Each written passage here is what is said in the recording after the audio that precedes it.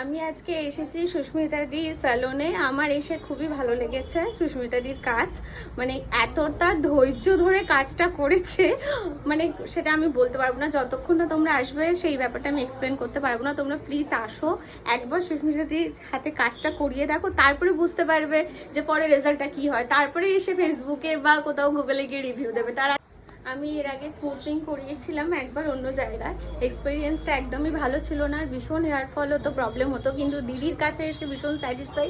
দিদি বলেছে একদমই তুমি এসব নিয়ে চাপ নিও না, তুমি ন্যানোপ্লাস্টিয়া করো, তোমার চুল অনেক কোয়ালিটি ভালো হবে। আর সত্যি আমার এই স্মুথনিংয়ের পর যে ব্যাপারটা ছিল যে ভারী ভারী লাগা, একটা অন্যরকম ফিল, সেটা একদমই না, ভীষণ লাইট ফিল। আর তোমরা প্লিজ এসো, এসে হাতে কাজ করিয়ে দেখো, তারপরে সুস্মিতার দিকে তোমরা রিভিউ দিও। আমি আমার রিভিউ তো দিয়ে গেলাম। Thank you. কোথা থেকে এসছো তুমি? আমি এসেছি দমদম থেকে। Thank আবার you. এসো।